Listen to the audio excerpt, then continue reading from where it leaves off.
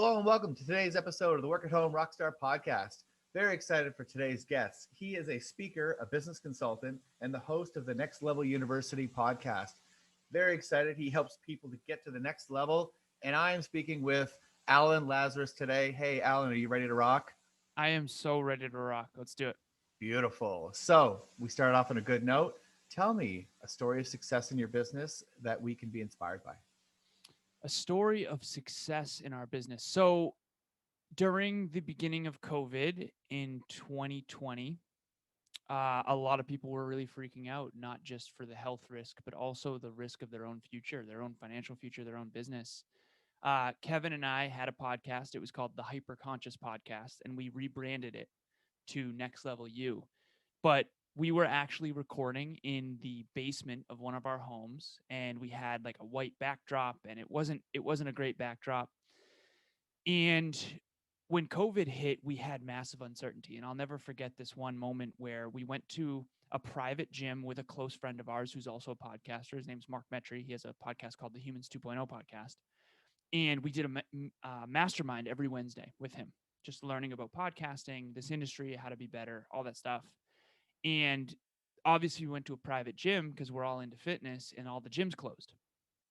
And so I'll never forget, it was us three sitting in the gym, this little private gym, lifting weights and just talking about how things were going crazy. Everybody was locking things down. We didn't know what was going on. Like at the beginning of COVID, no one really knew. It was just very hectic. People buying toilet paper and all kinds of things like that. And so we're all kind of, I don't want to say we're freaking out, but trying to figure out like, what does this all mean? What are we going to do about it? Who do we want to be?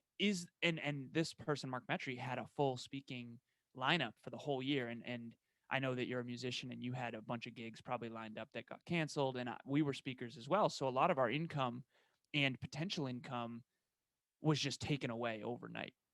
And I know that we're not the only ones who felt that way. And so I'll never forget, it was us three around a table after our workout.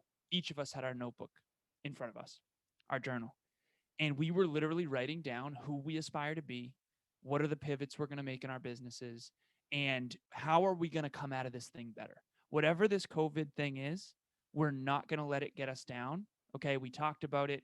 We got down about it for a minute, but like at the end of the day, how do we come out of this better men with better businesses, honestly? And we all just brainstormed ideas, us three. And now here we are in 2021. We're in April now. We did 53. We just surpassed our 53rd weekly Monday meetup. It's called a Next Level Meetup Monday. And it's basically a 40-minute keynote with a meetup portion afterwards for our attendees. And that's just one of the successes that came out of, we didn't even have that before. It actually gets repurposed as a podcast episode. So we do 5 episodes a week. One of the 5th of them is a keynote. And here's the real win. Kevin and I do 36 brand new keynotes a year. Now, the reason I say 36 is because of the 52, we actually have a guest speaker come in every 4th week. So once a month, we have a guest speaker. But like 36 brand new keynotes to the same audience or a very similar audience, it helps you master your craft to a ridiculous extent because you can't just tell the same stories and the same lessons and all that stuff. So every week we pick a new topic and we do a brand new keynote. And to say that's challenging is an understatement. And so the very first one was literally my power went out and I was in a mobile home with a generator just on my phone on the very first one. And now we do it on StreamYard and we stream it to LinkedIn and Facebook and all this stuff. And it's just unbelievable because 52 weeks in a row without a single miss, 53 now as of last night, we've done 53 meetups. And prior to COVID, that didn't even exist. But what we realized is now that everyone's at home and no one's going to work, everybody's quarantined and locked in, let's add value online. And that's just one of the many amazing changes that have come out of that like challenge. Yeah, that's right on. Wow. Yeah, I mean, this whole landscape has changed so drastically with COVID, and I mean, it is interesting to hear the stories of some people getting right down, and then other people just overcoming, right? And So it's nice to hear another story of someone who kind of took a bad situation and turned it into a pretty good situation, right? I think that's everything is, and again, there's the cliche quote of it's not what happens to you, it's what you do about it. But that's so incredibly true. Last night we did a meetup Monday on the topic of the power of choice. And I think that Mark, Kevin, and I, in that moment when the world was freaking out about COVID, understandably, we made a choice. We're going to come out of this better no matter what. And I remember doing chin ups in my closet with a pull up bar. Like the gym's closed, but I'm still working out. Period. Like it's not an option for me not to exercise. And so again, I know other people took that as an opportunity to work out less or exercise less and stuff like that, and that's okay. Like I understand, but for Kevin and I, it really had to do with we will not let this make us worse. We're going to learn how to get better from this. And our business, I mean, back literally during that time, we had a 4-person team. It was Amy, Tiff, Kevin, and myself. Now we have an 11-person team. Wow. And so we've more than doubled our impact, our profitability, and our mastery in our craft. And it's honestly awesome. But it was very challenging for sure. And it was scary too. It was very scary. Yeah, yeah. Well, and I mean, this is the Work at Home Rockstar podcast. We talk about people who are working from home. So for us who are working from home, it would have been way less of a challenge than imagine if you had, one of those brick and mortar businesses. I mean, Literally. whew, like I don't even know. I mean, for us to pivot and move around and go, okay, well, I'm just going to service a different market and having not have to worry about like rent or property or anything like that. Right. That's one thing, but I can imagine how difficult it would be for others. But I mean, now, along the path of our journeys, we are going to hit bad notes. I mean, that's the thing about being an entrepreneur is that, maybe for people who are already an entrepreneur, hitting COVID is one of those things that, there's another way to screw my business over. So, let's just run with that. Right. Because we do hit bad notes from time to time. And so can you share even pre-COVID, some sort of bad note that you might have hit, like a mistake that you hit that you learned from and how we can recover from it or avoid it? Yeah. So there's so many, first of all. And if you're out there listening right now, this failing forward mentality is everything. Like, uh, something as simple as my girlfriend asked me to give our puppy Tucker a bath this morning because she had a meeting. I've never done that before. That was the first time I ever did it. And like, I didn't know what I was doing. And ran out of shampoo. So I'm like using soap. And so I think this idea of really realizing that everyone's bad at everything at first for the most part. You know what I mean? Obviously, we all have natural inclinations. Like maybe you're naturally inclined for sports, or maybe you're naturally inclined for, mathematics, right? But overall, everybody's pretty much terrible at the beginning. So I think you have to understand the fail forward mentality. When it comes to the failure that I want to articulate in here, I think it paints a good picture. So I'll take you back to some context. Okay, so early in life, my mom allowed me to take 8th grade off. She basically said, Alan, if you promise me you'll get the President's Award in high school, which means that you get straight A's for every report card all through high school, I'll let you take 8th grade off. And not meaning I don't go to school, but just means I don't really have to worry about getting B's or C's or D's, right? And before that, I was really strong academically. And then she's like, just honestly, just go have fun in 8th grade. And then in high school, really buckle down, which, by the way, took a lot of courage for her to trust me to do that, Oh yeah. and not let it go off the rails. So if you look at my academic career, it's all A's, then it's like C's, B's, and D's. And then, again in high school, not a single B. I got one B plus in honors English one time. It was an 89, and I never took honors English again. But I did end up Uh-uh. getting the President's Award. So, anyways, did really well in high school. Got into my dream college, WPI. It's called Worcester Polytechnic Institute. It's in Massachusetts. I did electrical and computer engineering. Okay. A lot of people see me and they don't think I look like an engineer, but that was brutal. Very, very challenging. I graduated with high distinction. I actually stayed and I got my MBA, Master's in Marketing, Technological Innovation, turned into an MBA, Master's in Business Administration, for those of you who don't know that. And then I went into corporate America. did a lot of job hopping. Worked for a company called Oz Development, Sensata Technologies, which used to be Texas Instruments, iRobot, Tyco Safety Products, and then eventually landed at a company called Cognex. And I also started my own company in college too, but that's another story. But I did a lot of job hopping, soul searching, money chasing, especially because I was in a lot of debt. That was a very expensive school. At the time, it was almost 50 grand a year. And so I came out of school with 84,000 worth of debt. Um, and fortunately, my mom helped me a bit, and I also got financial aid, and I had a lot of scholarships. But 84 grand in debt at the age of 22, it's like I was just committed to making more money and getting out of debt because freedom is everything to me. So I end up making a lot of money, job hopping. I end up at a company called Cognex. Cognex, I started a little inside sales team. Then I moved to outside sales, and they also had a referral program. So I brought all my friends from WPI, not all of them, but 5 of them to the company, and I got huge bonuses for that, which was really cool. And so I ended up making a ridiculous amount of money back in 2014, almost 200 grand. And I was pretty young, so that was really good. And I had low expenses. So anyways, long story short here, I did really well in corporate. I ended up getting in a car accident when I was 26. And after that, I just decided I was done with the corporate thing. And that's when I leaned into my mission and basically helping people get to the next level of their life and personal development. I was obsessed. But to get to my bad note, not just the car accident, but a couple years into my entrepreneurial journey, when I decided to leave corporate, I ended up pretty broke. And I'll never forget this moment.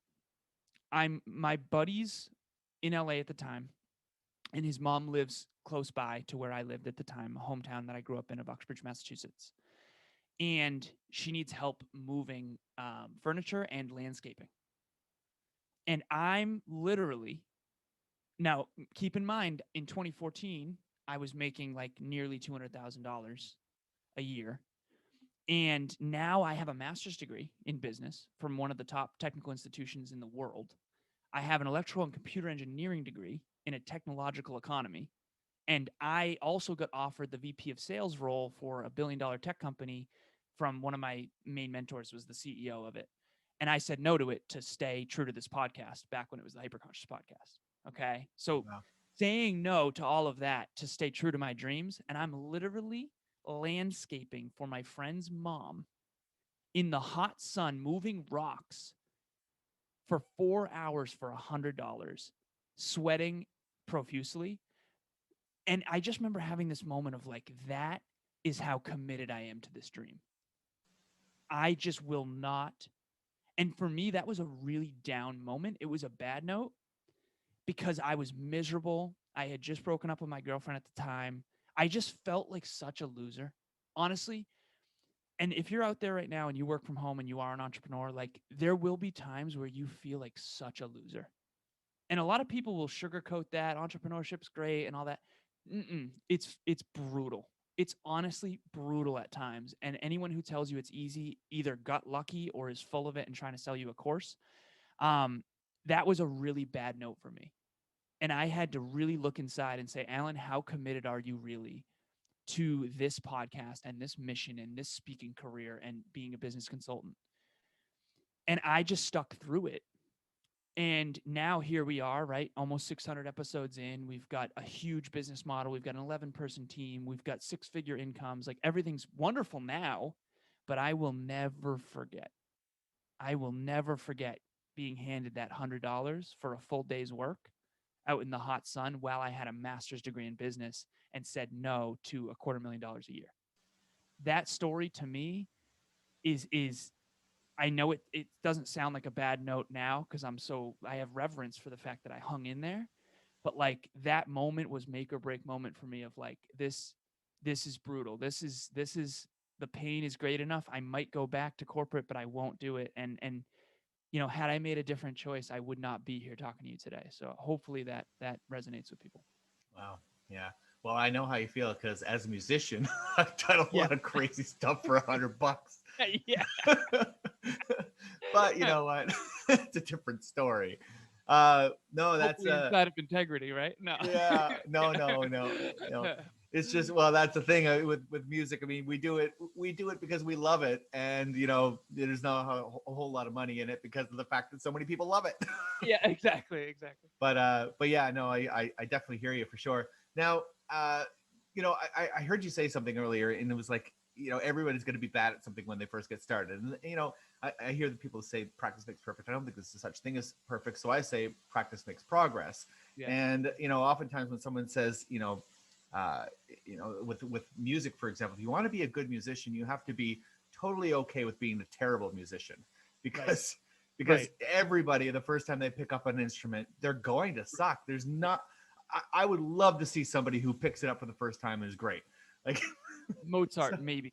I don't even think so. He had to have I hit don't some either. bad notes first, right? It's Exactly. He so just happened to be 7 when he did it. You know what I mean? right. And I mean, in business, I mean, okay, fine, you might be good when you first get started, but that's not because you were good when you first got started. It's because some of your previous experiences have led you to some skills that are going to allow you to be successful in your business now. But in order to get better, in order to improve, you've got to learn, you've got to keep going. And so I'm wondering, do you have any tips for us on practicing and on getting better?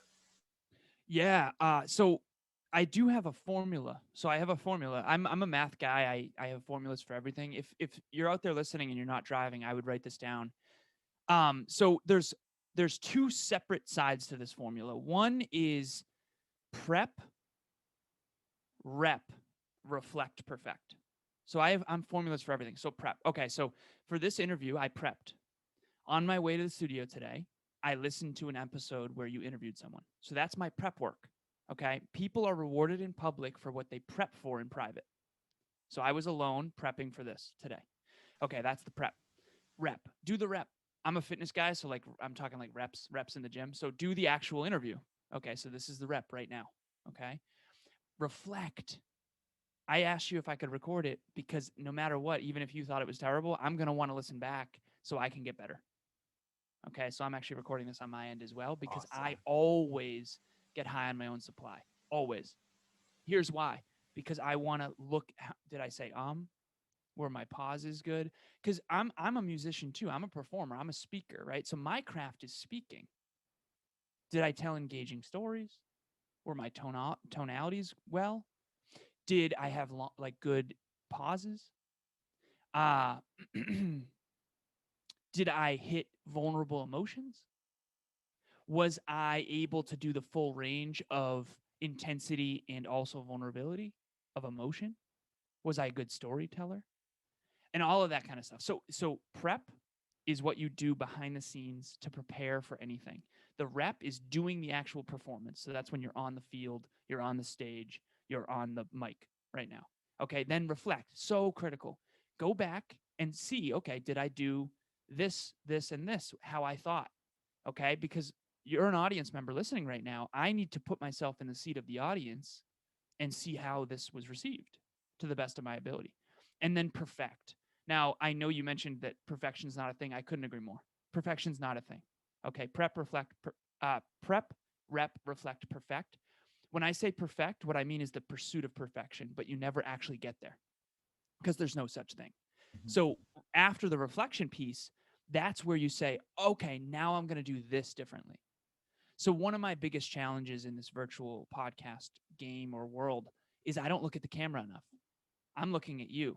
I like to engage with my audiences. Okay.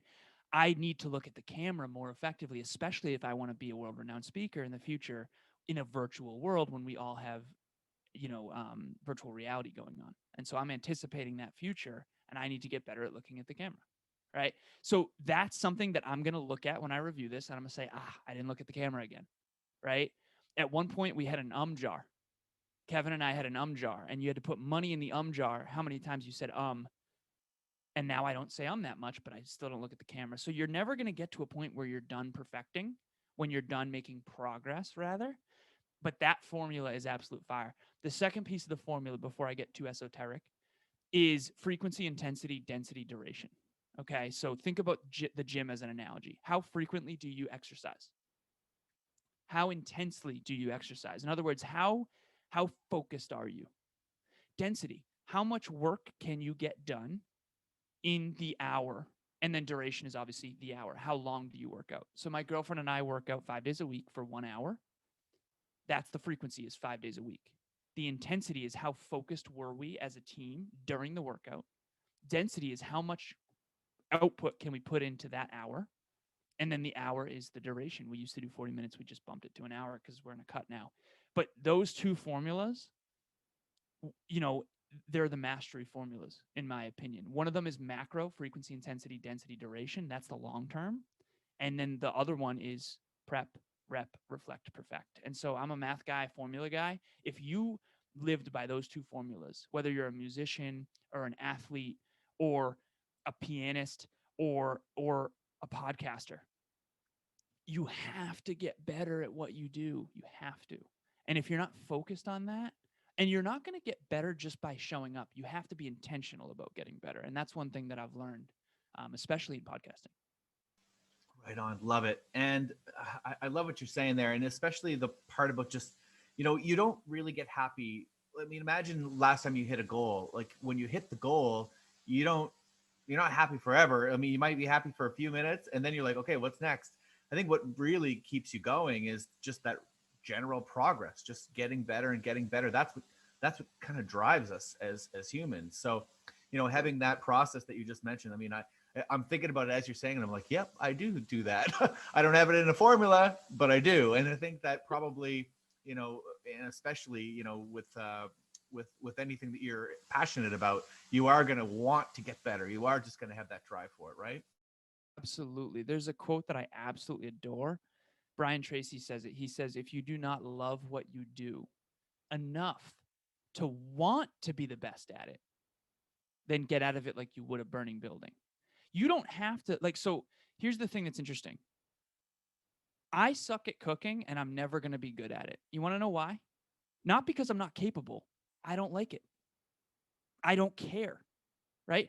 I'm not a mechanic. I hate cars. Want nothing to do with them. Honestly, I can't wait for a self-driving car that just runs. I don't even want to drive anywhere. I just want to be showing up to places. I'm never going to be a good mechanic because I want nothing to do with cars. I love speaking. I love coaching. I love podcasting. So if you're out there right now and you're in a place of your life where you're doing something, but you don't really love it that much, just realize that someone who does really love it is probably going to surpass you because they're naturally inclined to want to do it more. I think that it's kind of a losing game. We take our profit. We basically, what we do is we go for profit. Yep. And then we try to convince ourselves that we're passionate about that thing.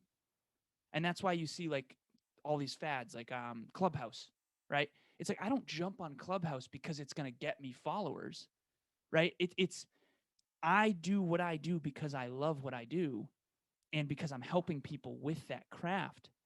And I don't stray far from that. Like I'm not just going to go get good at cooking just for the sake of getting good at cooking because I don't really care that much about cooking. Someone else, if you love cooking, you might be able to open a magnificent restaurant. If you prep, rep, reflect, perfect, and get better at cooking every single day, in 10 years from now, you can have one of the most successful restaurants in your city, if not the most successful.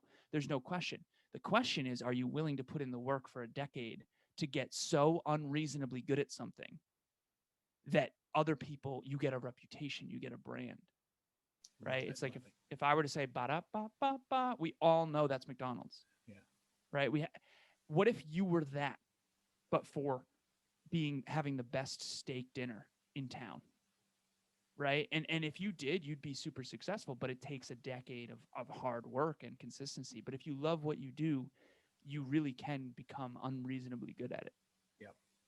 I remember when I was first learning guitar, I was trying to figure out a song, and it was so difficult. And I remember asking one of my friends to play it for me, and he just kind of plays it, and I'm like, oh, that's how you do it. And I keep on relating that to business, and that if you try to figure everything out yourself, it's going to take you so much longer than if you just go find somebody who can help you get there, right?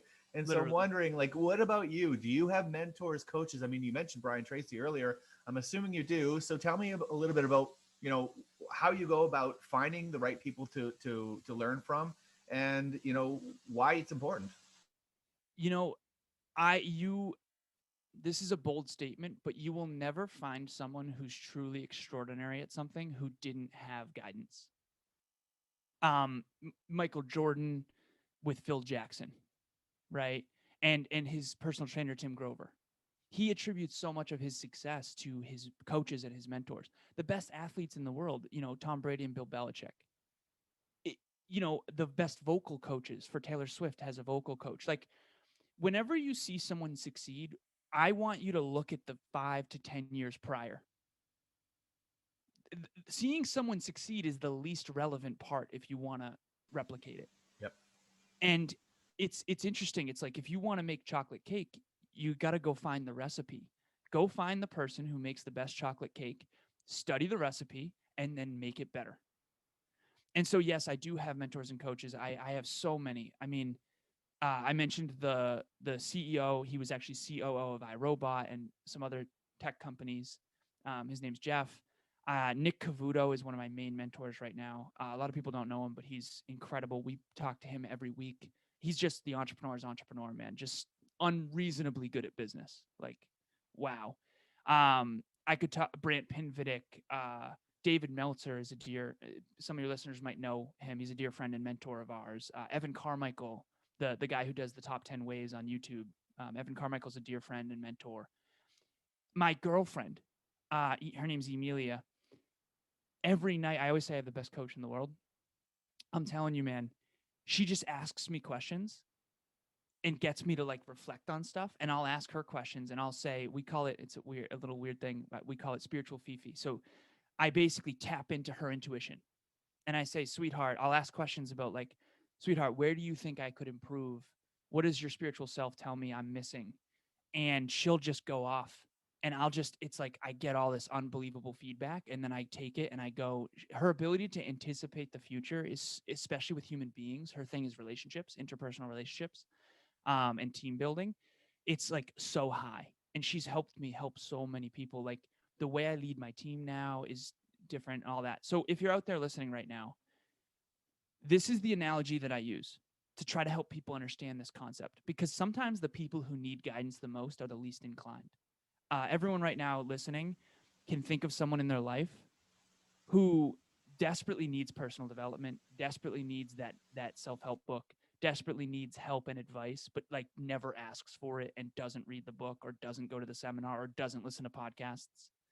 So here's what I would say. When I was very young, we had something called the N64, and you probably remember the N64. Yep. Right? Okay. There was a really famous game called Ocarina of Time. It was Zelda. Okay. It was one of the best games ever. And I remember all my friends had this game, and so did I, and they all beat it before I did. And I'm a really competitive young boy, right? So I'm all like, what the hell? How? It turns out they went to the store and they bought what's called the strategy guide. Yep.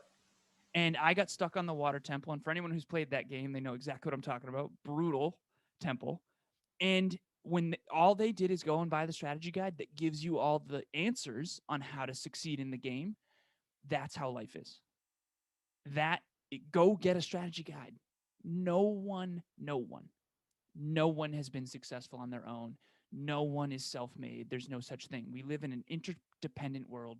We live in an interdependent economy. Even right now, we're on Zoom.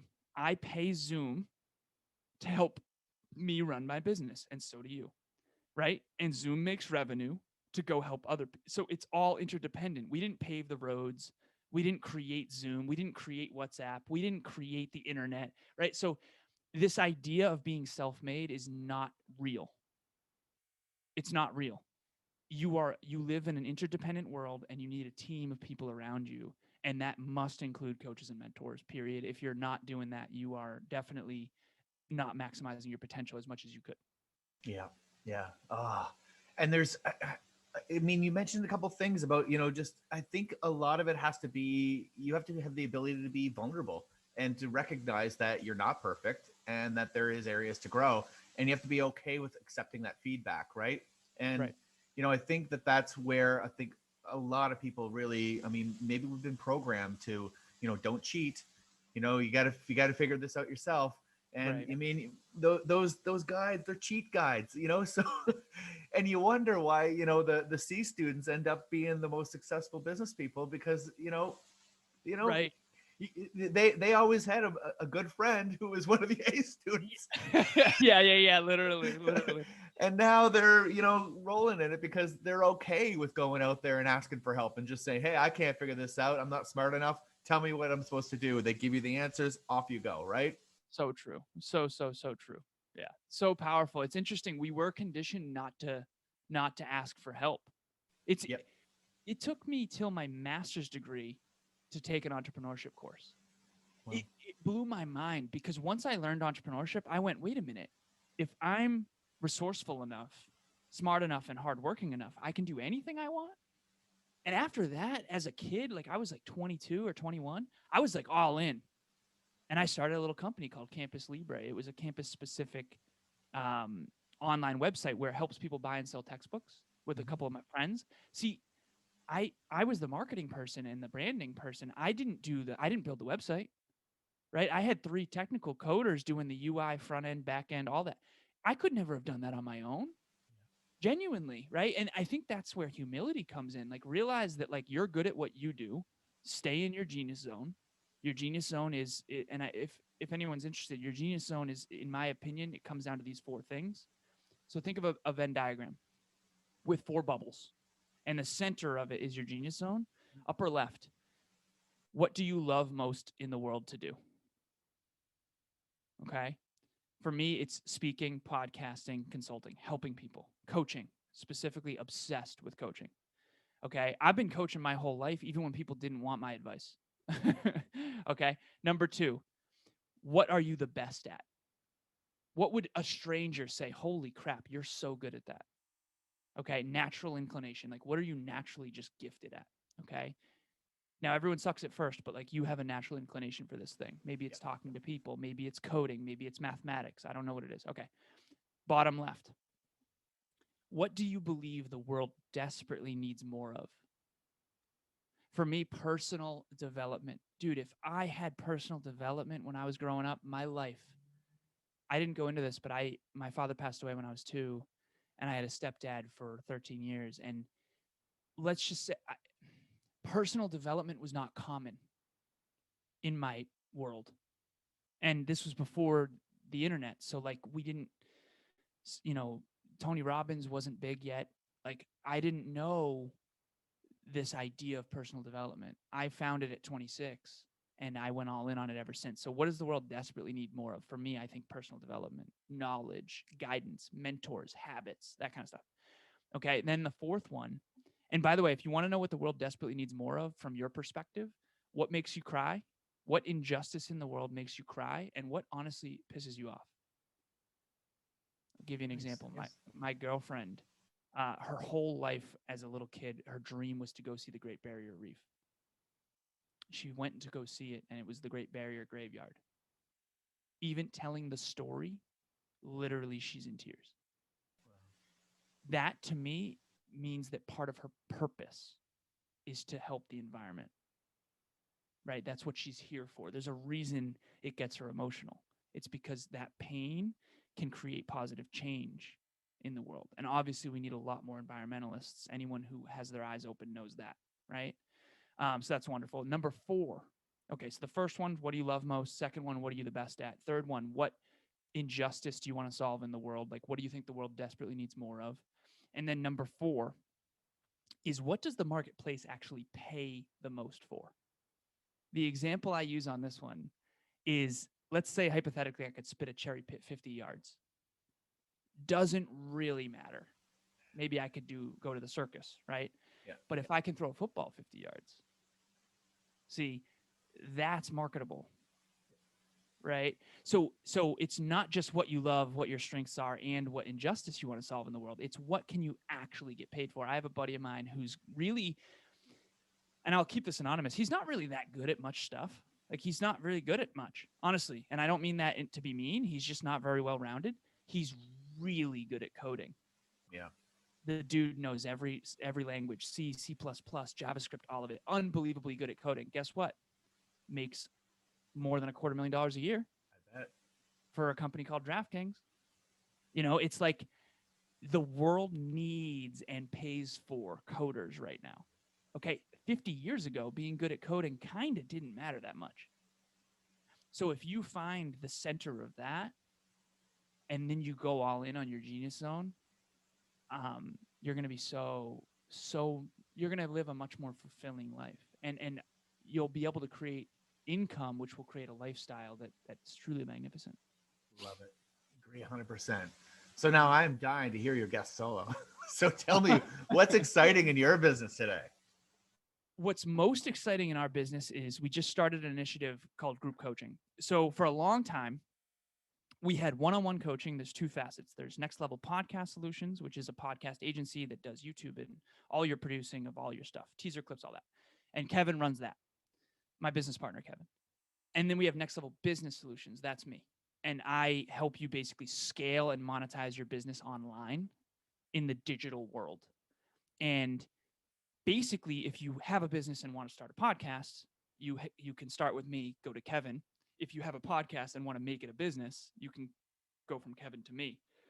But what we realized is that our price point for someone who's really, really early is a little too high. So we charge $250 per call minimum for the consulting services. And there was a lot of people in our orbit, listeners in particular, that honestly are in places where they struggle to afford that, but they still want coaching. And so what we created was this thing called group coaching, where we take teams of 10. And to me, there's three things that matter on a team. There's leadership, there's culture, and there's systems. Okay, leadership is leading by example. Culture is the unwritten rules. We've all been on a sports team where it's like work ethic was an unwritten rule. Like you show up on time, you show up to practice, you work your face off, right? That kind of thing. Okay, and then systems. Do you have systems in place to actually sustain the leadership and the culture?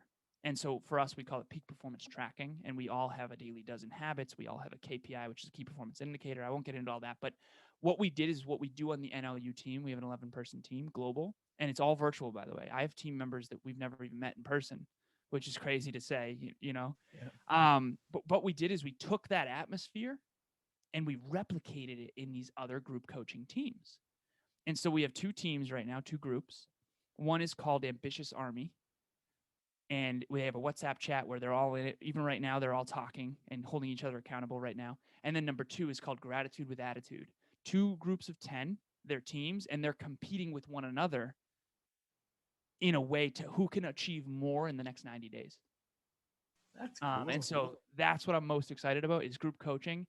It's bi-weekly. So Kevin and I coach. So tomorrow at 5 p.m. Eastern Standard Time, Kevin and I are going to have a private Zoom with group one for their third session. There's 6 sessions. It's a 90-day sort of boot camp thing. There's 6 sessions. The third session, the first one was on clarity, second one consistency, third one's going to be on systems. But basically, we're going to get on the phone with these 10 people private, and we're just going to coach. Ask questions, we're going to give a framework, that whole thing. So that's what I'm most excited about is we found a way to scale coaching in a way that's just as powerful, if not more powerful, because of the team aspect. Nice. So who would be the ideal person for this? I mean, describe the person who would get the most out of this. I really, really appreciate the question. So anyone who's early in their entrepreneurial journey, but doesn't have a lot of cash flow yet, because it's literally $97 per month for 3 months. So 97 times 3, it's like a little less than $300. And you get 90 days worth of coaching where it's bi-weekly calls, but there's also what's called a peak performance partner. So within the group, we assign a peak performance partner within the group. It's like the buddy system. And then on the off weeks, you check in with them. And we have the peak performance tracking where I give biweekly progress reports. Again, progress over perfection, right? Progress reports on how they're doing on their daily habits. So to answer your original question, who is it best for? Anyone who wants to stop wandering. I think it was, who was it that said it? It was a personal development speaker, Zig Ziglar, I think. He said you can either be a wandering generality or a meaningful specific in this life. And I am very obviously big on being a meaningful specific. And really, learning how to have a huge impact with your, we know The Rock for movies and for wrestling. We don't know The Rock because he's good at cooking, right? We know Eminem because he's good at rap. We know Oprah Winfrey because she did, 25 years of the Oprah show. Yeah. We know Taylor Swift because she's good at music. So like everybody has that capability, but a lot of us didn't find that center of that Venn diagram maybe early enough, or maybe we strayed too far from it. And so if you're out there and you feel like a wandering generality and you feel lost, group coaching is perfect for you because it's a low barrier to entry, it's a low price point, and it'll get you in a room of people that really do want to see you win. Love it. So how do we find out more about this? Okay, so nextleveluniverse.com. Next, it's just spelled exactly like you'd think. Nextleveluniverse.com, not university. Next Level Universe. So Next Level University is the podcast, but Next Level Universe is much bigger than that. So at nextleveluniverse.com, you can click on group coaching and all the information is there. Awesome. Very clever. I appreciate that. Yeah. We Right couldn't on. get nextleveluniversity.com. You already had it. Yeah. It works. Awesome. Well, that's awesome. So it's been so much fun rocking out with you today, Alan. This has been a lot of fun. Tim, I really appreciate you. This was fire. I had a blast, and I really like the format. It's been pretty cool. Cool. Right on. And to the listeners, make sure you subscribe, rate, and comment. We'll see you next time on the Work at Home Rockstar Podcast. Talk soon.